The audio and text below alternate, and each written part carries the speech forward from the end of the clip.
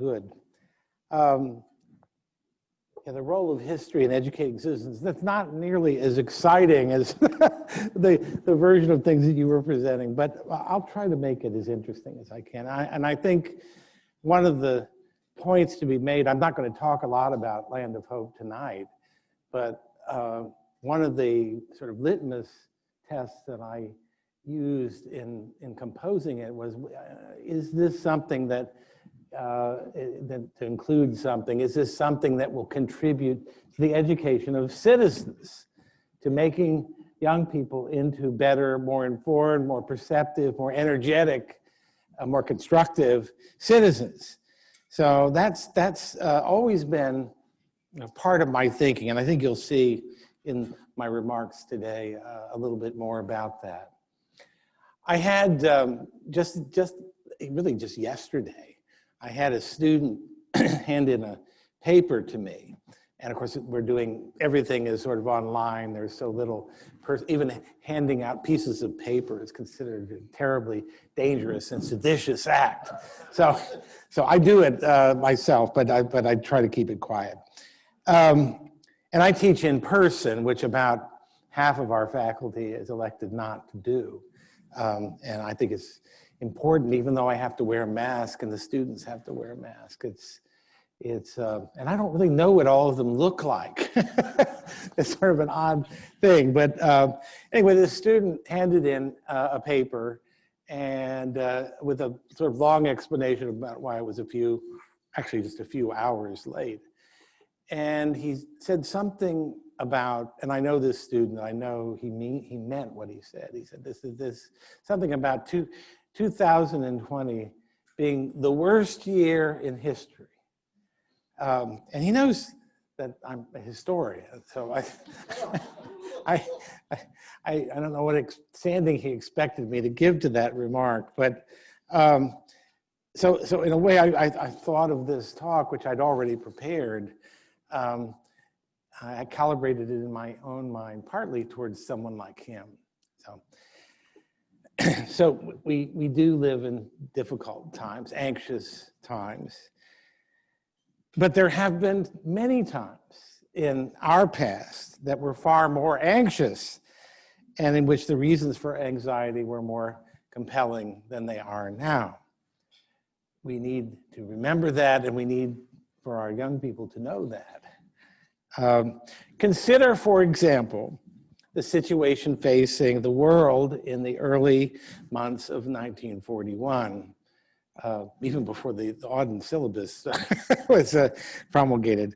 But when early 1941, when Hitler basically controlled continental Europe with only the British Isles holding out, barely, when the future of liberty itself looked very dim, and civilization itself seemed imperiled. Yet at that very moment, the novelist John Dos Passos chose to write these words, and I use these as the epigraph for Land of Hope, a portion of this. In times of change and danger, when there's a quicksand of fear under men's reasoning, a sense of continuity with generations gone before can stretch like a lifeline across the scary present. Let me read that again. That's such a nice quote. In times of change and danger, when there's a quicksand of fear under men's reasoning, a sense of continuity with generations gone before can stretch like a lifeline across the scary present. Now, it would have been tempting for Dos Passos to declare, as journalists are wont to do, that the present situation was utterly without precedent. Things had never been that bad. The past had nothing to teach the present. After all, had the world ever seen a more fearsome war-fighting machine than the one that Hitler had assembled, and a leader more pitiless in the use of that machine? But Dos Passos chose to convey exactly the opposite message. He urged that we look backward, or have the ability to look backward, reaching back to a past that could be a source of sanity and direction, a lifeline of sustenance and instruction. Such training of the mind ought to be at the very core of the education of young people for democratic citizenship. And actually, the possession of a fund, a reservoir of happy memories of childhood is one of the things that keeps us going, psychologically speaking, as adults, and why people who have been traumatized in childhood have so much more difficulty. I'm merely taking that observation to a political level.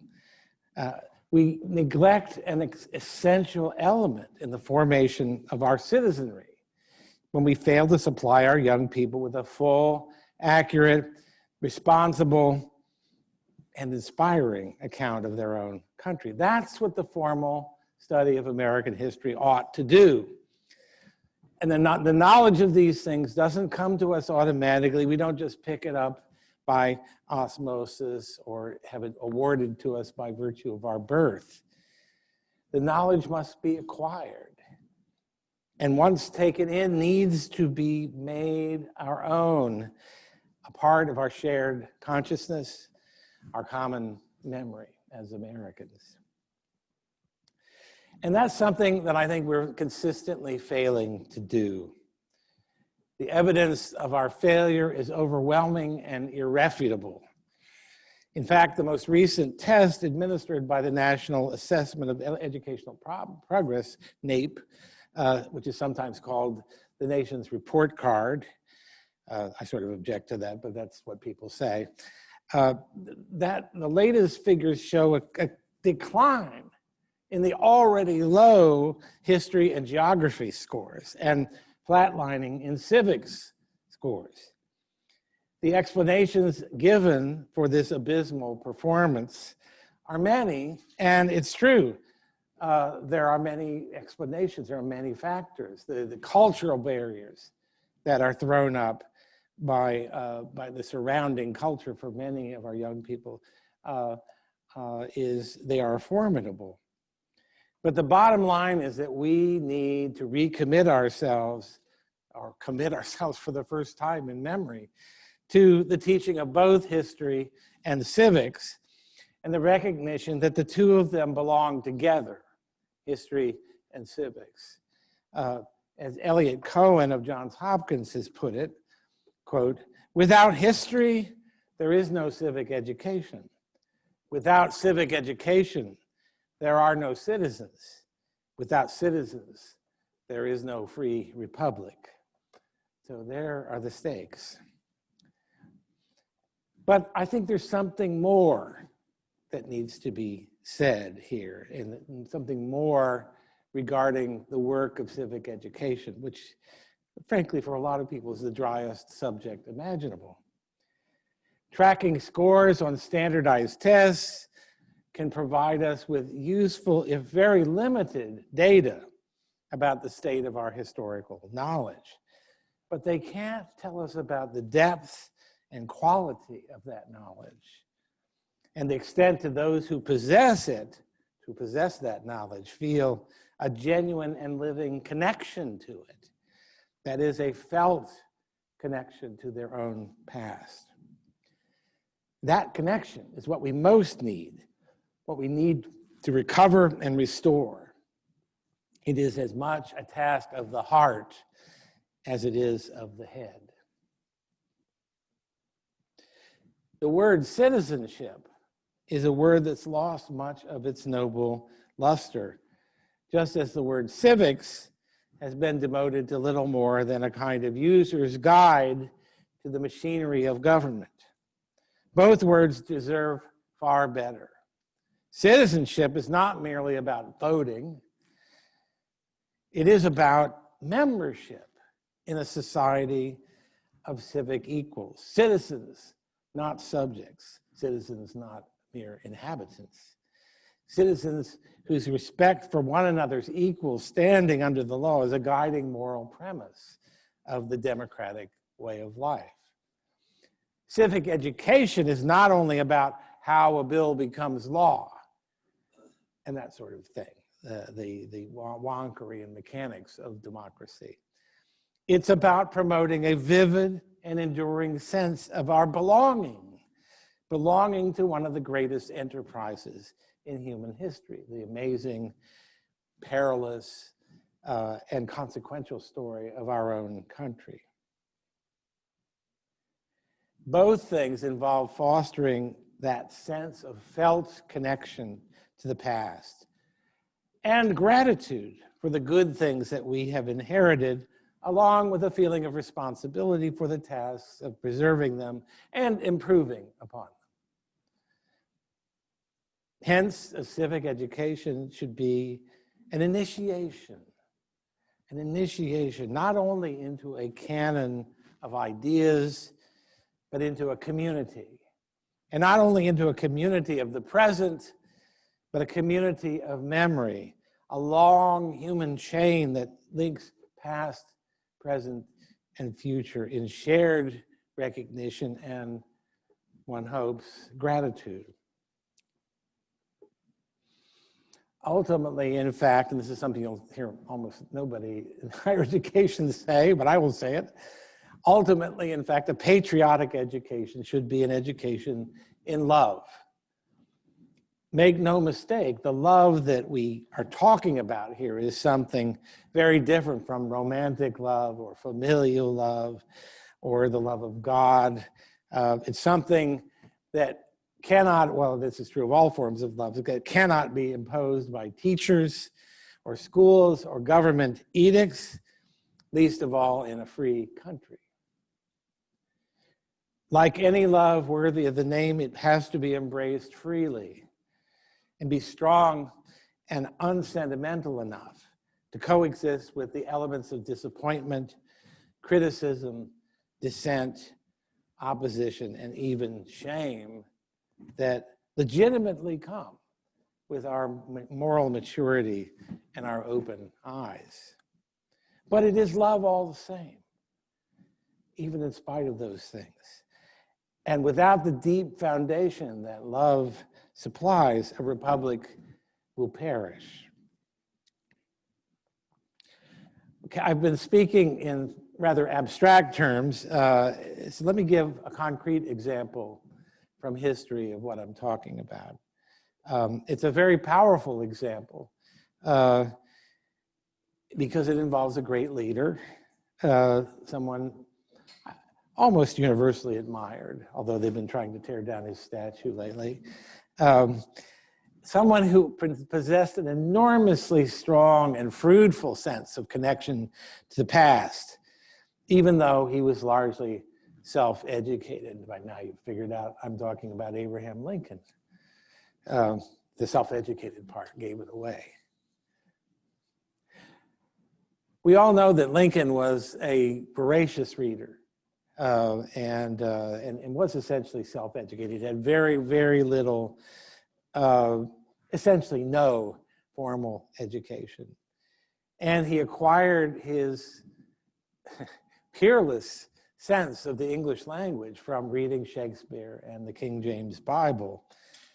But it appears that he read almost no history in his younger days, which for historians ought to be a little bit disturbing. But there was one exception. He read Mason Weems' 1799 biography of George Washington.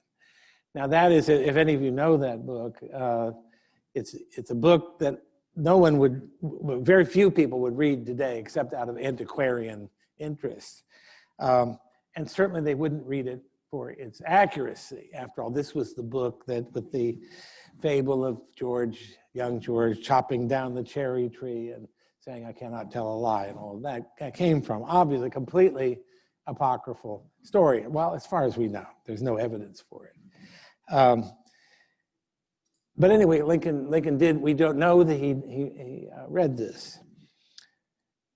He did go on to develop a more mature and fully rounded and subtle and sophisticated understanding of history.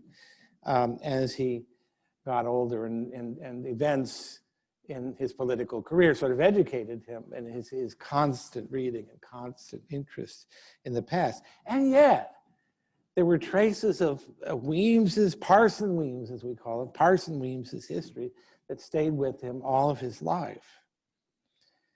They were like an enduring deposit in his mind and heart that would influence his view of the French Revolution and the Civil War, the situation in which he found himself, and reflected his fundamental values. Now, how do we know this? Because he said so.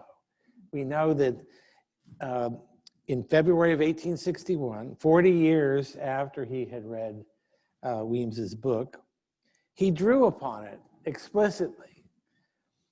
He had been elected. They didn't inaugurate presidents until March in those days, so there was a long period, a long interlude. It's February of 1861. He was on his way from Illinois to Washington to be inaugurated. It's a time of extraordinary anxiety and tension in the country.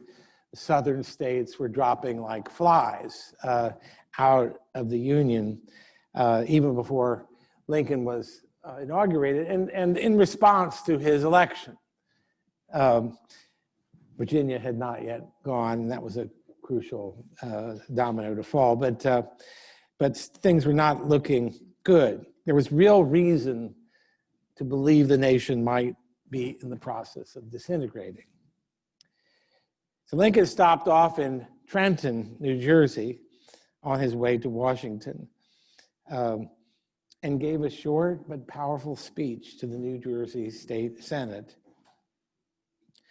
And in the speech, he recalled, this is a very short speech, but and the bulk of it is devoted to his recollection of Parson Weems' book.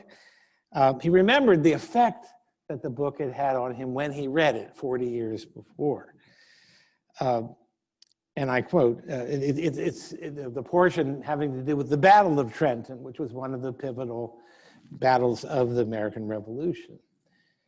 And here's Lincoln's words. I remember all the accounts of the battlefield and struggles for the liberty of the country, and none fixed themselves upon my imagination so deeply as the struggle here at Trenton.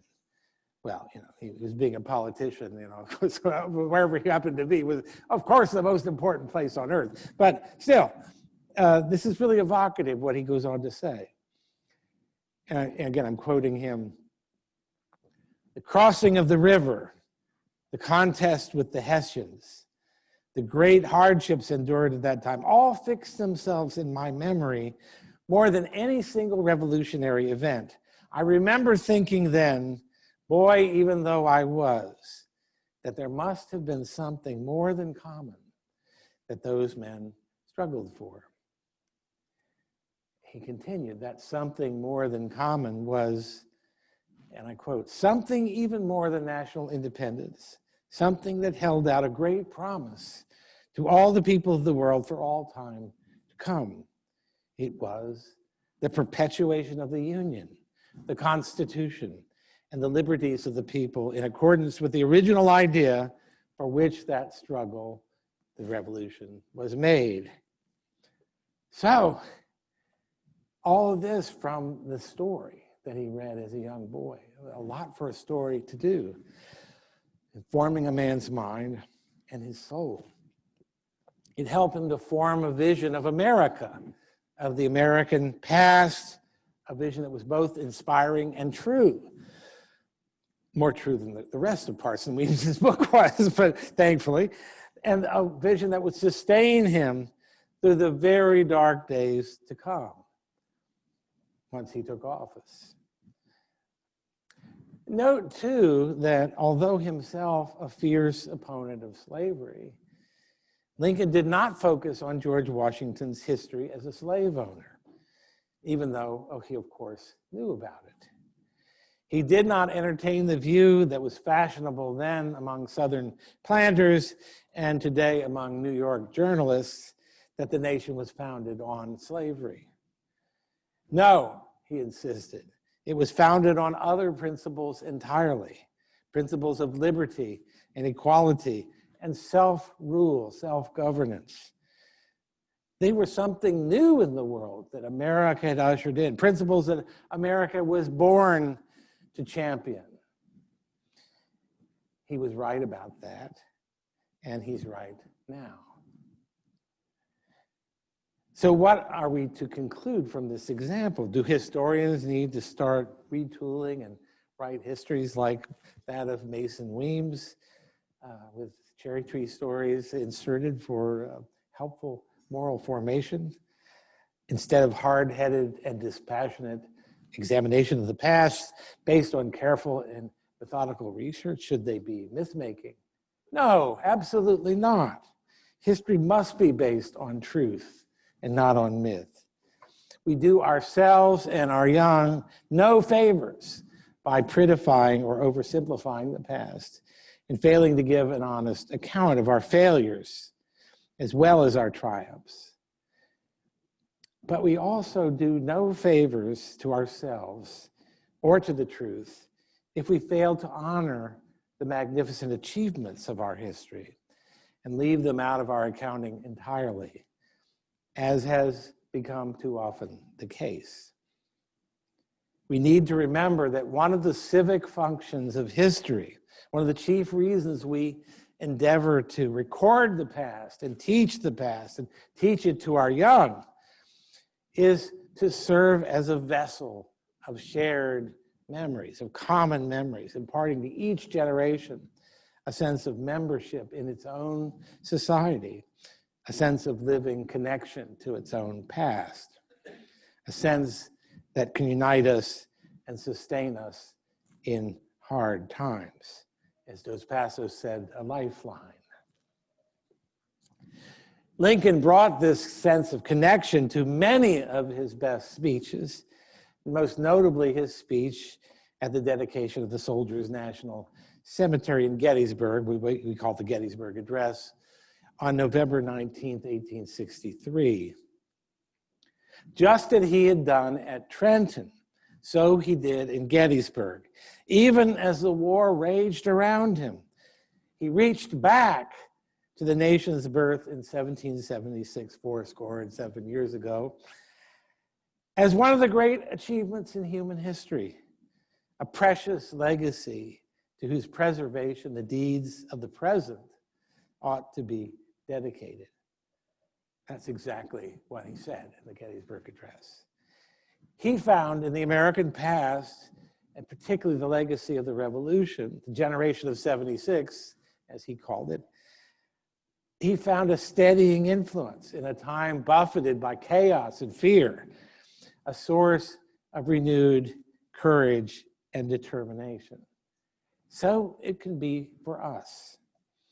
Our young people deserve nothing less.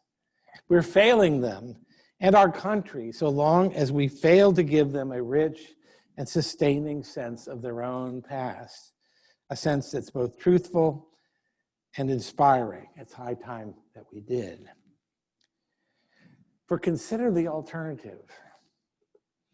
If a great story of estimable things can give us courage and hope in a hard time, doesn't it stand to reason that putting forward an inglorious story of relentless failure, mendacity, and despoliation can have the opposite effect? For the inglorious story, too, is a kind of civic education, though not the kind that we really want. We are so tenderly solicitous of the safety of college students who we worry might be exposed to ideas and words that they find upsetting. Okay. Why don't we think about the effects of the inglorious story, as I called it, the inglorious story, that they are taking in, that those same young people whose safety we claim to be so worried about are taking in? Doesn't their picture of the world they inhabit profoundly affect their sense of life, of life's possibilities, of the country's prospects and their prospects? Shouldn't we consider whether the remarkably high indicators of unhappiness among our young people, and not only young people, are partly traceable to a massive loss of morale and hope for the future? I could give you a half hour's worth of lists of statistics on this, but let me give you three. Suicides among Americans aged 10 to 24 increased by more than 50% between 2007 and 2017 in one 10-year period. 50% suicides. A Pew study found that 70% of teens think anxiety and depression are the major problems for their peers. Roughly 50%, same survey, see alcohol and drug addiction as major problems. The list of pathologies could go on and on. I'm deeply concerned about these statistics, as any sensible person should be. It's not hard to think that they may presage some kind of general moral collapse. No one would deny that there are material factors involved, such as the disorienting and dizzying changes in the structure of the economy, both nationally and globally, that affect the outlook, the uncertain outlook of the young. But the morale of a nation is ultimately a question of spirit rather than matter. One cannot deny that by moving into the vacuum left by the absence of a genuine civic education, as well as the decline of traditional religion and traditional structures of family life, what I'm calling the Inglorious Story has been gaining the upper hand on us, playing a powerful role in sustaining our low morale, saturating our young in debilitating ideas about the past, present, and future, leaving them isolated, anxious, guilt-ridden. Into this moment struts the 1619 Project, which is a kind of quintessential example of the Inglorious Story, epitome of it. The founding of the United States was not in 1776, a date to which Abraham looked back with pride and reverence and awe. It was 1619, the date that allegedly the first enslaved Africans were deposited in Jamestown, and thus initiating the practice of slavery in the British colonies that would become the United States. There's actually a lot wrong even with that formulation, and I'm not going to nitpick it to death, but the project itself was very sloppily done, and from a historian's standpoint of being historically accurate. Although you don't really have to have that knowledge to know that the notion of 1619 as a foundation, as a founding, which is what the document claimed, is ridiculous. It doesn't even make any sense.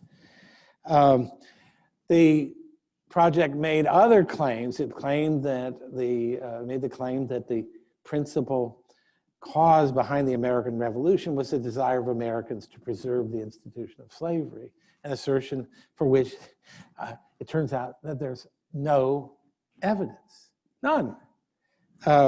I mean, you don't have to believe me. The scholars, Gordon Wood, Sean Wilentz, James Oakes, a whole list of eminent historians immediately came out and said, wait a minute, this was not a factual assertion. I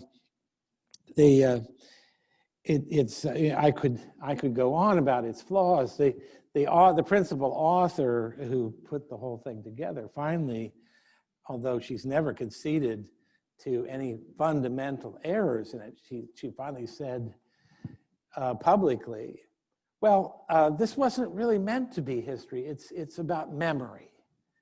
It's about memory. In other words, it's about myth making. It's about saddling America, and particularly I think about the young, with a myth about the irremediable and unexpungible sin at the nation's beginnings.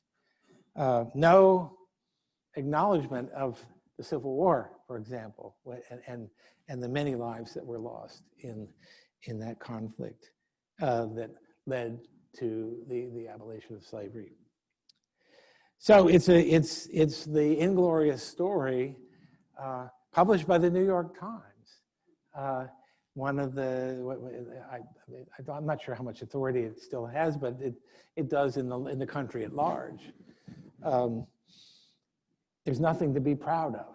There's nothing to reach back to except shame, guilt, ignominy. Dennis Prager, you all know his lively commentary. Dennis Prager said the following about this. He said, the reason so many young people are depressed, unhappy, and angry is that they've been told that God and Judeo-Christian religions are nonsense, that their country is largely evil, their past is deplorable, and their future is hopeless. And I have this student that tells me that 2020 is the worst year in all human history. I wonder what will become of him when he starts to face really tough times.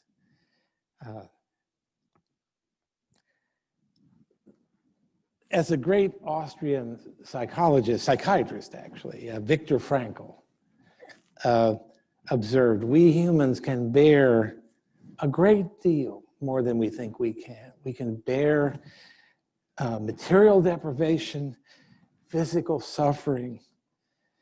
The one thing we can't bear is the deprivation of meaning. His famous book is called Man's Search for Meaning. Some of you have probably read it. It's worth rereading. It's a great book. He said, those who have a why to live, why should I live? Those who have a why to live can bear with almost any how. And without that why, almost any how can defeat us and overturn our best intentions and hopes. Such matters, of course, go a lot deeper than civics, which is what I'm here talking about, civic education and history. But I think you can see the connection. It's not too much to claim that a robust civic education, which seeks to impart that sense, as Dos Passos said, that sense of continuity with generations gone before, and begins the process of locating our lives in a web of meaning that's larger than ourselves and longer than our lifetimes, is an important step back from the lonely precipice on whose brink we find ourselves. So we have not a moment to lose in getting started with this project. Thank you very much for having me.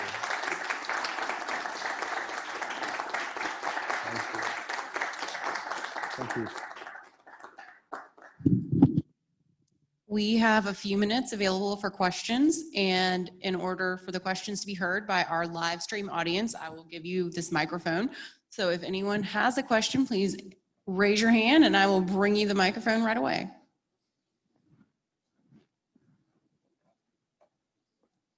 John. Professor, this is outstanding, incredible. I'm moved. Could you talk just a little bit about the reactions to your book? I mean, it's a powerful book. You must have gotten a lot of negative stuff. So could you talk about that a little bit? That's the most amazing thing is how little of that there's been. I think now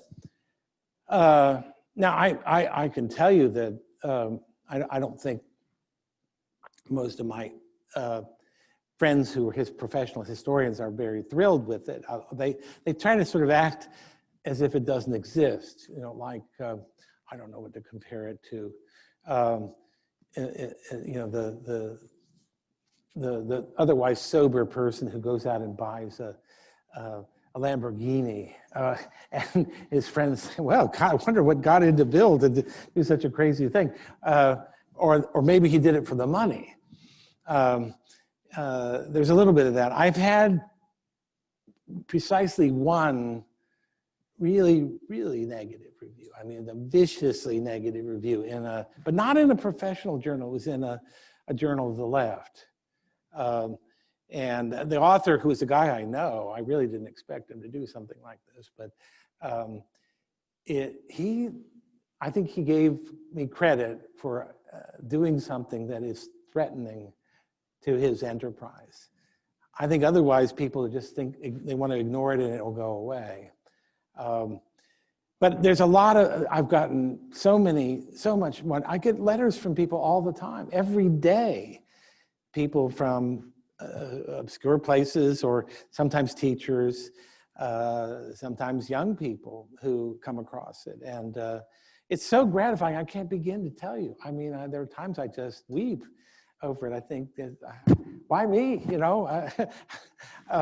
But it came at a moment when people were hungry for something like this. And they were hungry for not a kind of fluffy, all whipped cream and maraschino cherry account of American history. They know, we all know that there are tremendous sins of commission and omission that we have been guilty of, and we continue to be guilty of, that's the human condition. People don't want to read a whitewash of the American past. They know they can't believe it. So there is one person who wrote to me once, said, this is pretty good, but you know, you've got to hold in your Democrat views. And I thought, wow, I was actually happy that, that if he thought I was, you know, too nice to Franklin Roosevelt, you know, then that's okay. I can handle that. But really, there's just that. There was another one. That doesn't really count. It was politically motivated. But in terms of responsible criticism, I'll give you an example. One of the historians who has been very vocal in criticizing the 1619 Project is a man named Sean Wilentz, who teaches at Princeton. He's very much a man of the left. He also organized the historians' petition in favor of Trump's impeachment. He was doing both things at the same time, which tells you either he's a kind of crazy guy who just gets mad about things and then gets other people to sign petitions, or he has a kind of moral compass. It's not exactly mine, but you know, he definitely felt that this 1619 thing should not stand because it's profoundly inaccurate, and it doesn't do justice to how much the framers of the Constitution, about which Sean has written a book, a fine book, tried to deal with the political problem of slavery at the time of the Constitution without inscribing it in a permanent way in the Constitution. And I think it's the definitive book, you know, showing the Constitution was not a pro-slavery document, which in the historical profession, that's actually a big deal.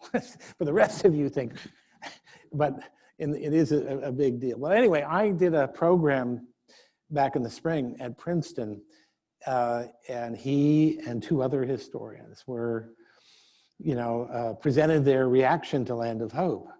And I was really dreading it because Wilentz he takes no prisoners when he starts to criticize. And I thought, you know, I thought I might be sprawled out on the floor with blood oozing out of every part of my body. And he got up and he said, you know, I look at this book and I see conservative publisher, Encountered Books, you know, I look at the endorsements, you know, Robert George, you know, Wall Street Journal, conservative. And he says, I know right where to look in this book to find out where he's got it wrong because he's a conservative. So he went through this list of topic areas, and he said, well, no, he does pretty good with it. That is very fair with this, you know, and he ended up saying he thought it was a terrific book and asking me to sign his copy. So,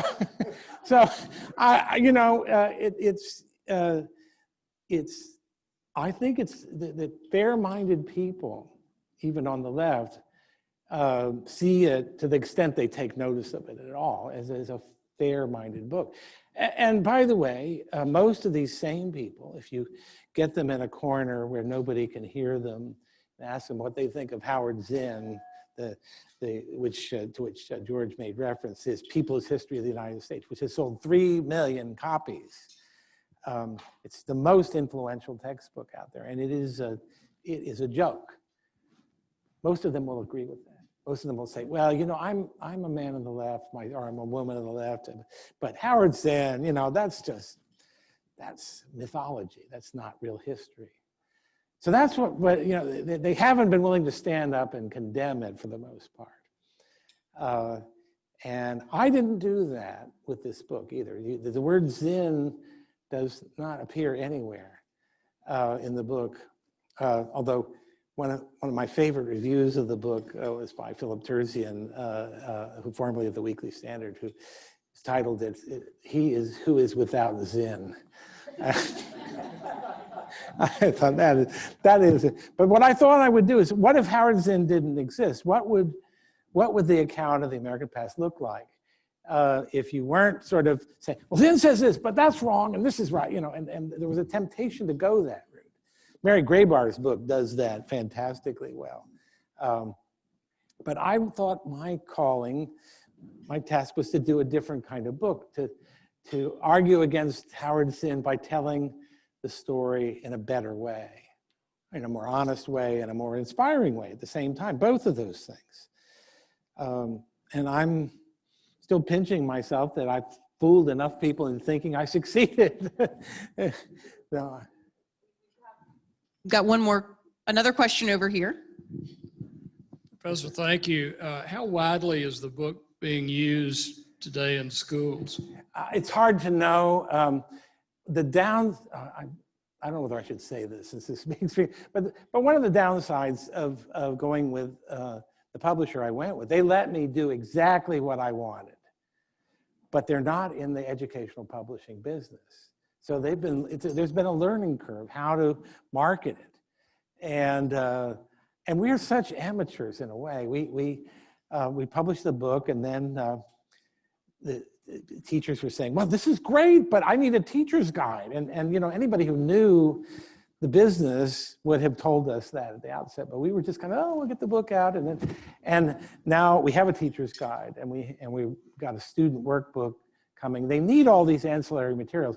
We're eventually going to have all of that digital online so people can download PDFs of tests and things like that. And that's what teachers expect.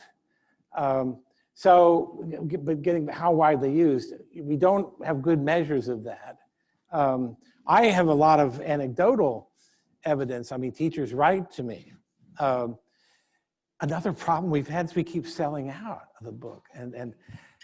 But the big thing that's going to help move things forward happens on the 24th of this month. We come out with our paperback edition, and that will make it. It's the most affordable textbook out there. It's like $20, I think that should begin to make a difference in the adoptions.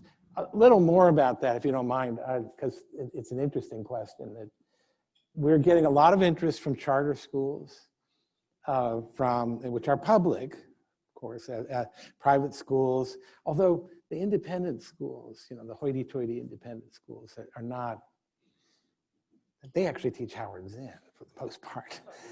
No, I'm not kidding. They're very woke. But other kinds of independent schools and church-related schools, there's a school in Dallas I'm going down to speak at in a couple of weeks called Covenant School, big school. And they want to adopt the book. They want to meet me, but and I'm going to do a dance for them or something. But it's bit by bit. It's 3 yards in a cloud of dust right now. We're not. I do have people there in Florida and Arizona and other places who are working on getting it on the list of approved textbooks in those states, and that would make a big difference. Texas also. Of course, Texas is the big enchilada in the textbook, the 10% of the textbook market. But, you know, I have only 24 hours a day, and there are other things I need to do other than this. So, but we're making inroads. It's going to be slow, and public schools, this is the part I really wanted to say to you, public schools, just mainline public schools are going to be the last to, and in blue states, probably not in my lifetime. I gave a talk in Scarsdale, New York, and it was at the City Hall, and there were a lot of people that came to it. We invited all of the superintendent of schools and the head of the social studies division, and personally invited them. We even invited them to have dinner afterwards, and it was just they wouldn't come. They wouldn't have anything to do with it. But there was this whole contingent of African American kids from a Catholic school that came and loved it and kept me there for an hour afterwards, talking about things, including the 1619 project. So, you know, it's just, we just have to do what we can do, but there's no wholesale, it's all retail, no wholesale. You know, I can't throw an 80-yard pass into the end zone on this. I have to go with the 3 yards in a cloud of dust. Question here. The Inglorious 1619 project, how far has it penetrated our country in terms of education? I have no idea. I don't either, and I'm hesitant to, you know, what he's referring to is that, or I think you're referring to, is that part of the whole project was to develop a curriculum primarily for elementary school students. And I have not actually, I've written to them, requested a copy of it, and I've tried not to say anything publicly because I haven't seen it. I've seen pieces of it, but I haven't seen it at all. But I don't know. I think people may be worrying too much about that. I think it's supplementary in character. But what is disturbing is that all of this was planned in advance. They did everything except fact check their own work. But they had this whole assault ready in advance, including the preparation of these materials. And it's the Pulitzer Center, which is different than the Pulitzer Prize, which of course it was awarded a Pulitzer Prize in journalism, the 1619 project. But they are funding this, and it's just being given away. And you know, it is a little, you think most public schools don't turn down free stuff. Most schools of any kind don't turn down free stuff. So it'll make its way. I'll tell you one thing that there's a lot in the initial publication was a 100-page or so issue of the New York Times Magazine, and there are actually some good pieces of there. There are a lot. It's a sort of tapestry of short pieces, and some of them are actually quite good in evoking life under, you know, Jim Crow or slavery or some other aspect. That there's a couple that have only the most tenuous relationship to even slavery, but there are bits and pieces of it that are not too bad. Is anything known about who funded the 1619? Well, I mean, I think you know, other than the Times itself, the New York Times itself, I mean, it is a New York Times product, but whether they got other funding, I don't know. That would be interesting to know if they had. It wouldn't surprise me if they did. And you know, I think we could probably make a good guess. The Ford Foundation would be on that list, and you know, I don't know about. It could maybe, but with Ford Foundations, of course, the Ford Foundation's sort of supports, so you know, it's all the same thing. But yeah, there's definitely are some likely suspects, but the usual suspects, as they say in Casablanca, they round up the usual suspects. But Yeah. I'm just gonna say thank you so much, Bill. Oh. We're gonna go ahead and end. We said we'd get you out of here by 7:30. We'd like to do that. So thank you all. Thank you for support. Thank you for coming here tonight. And we look forward to seeing you all again when we are once again allowed to gather. Have a good evening, everyone.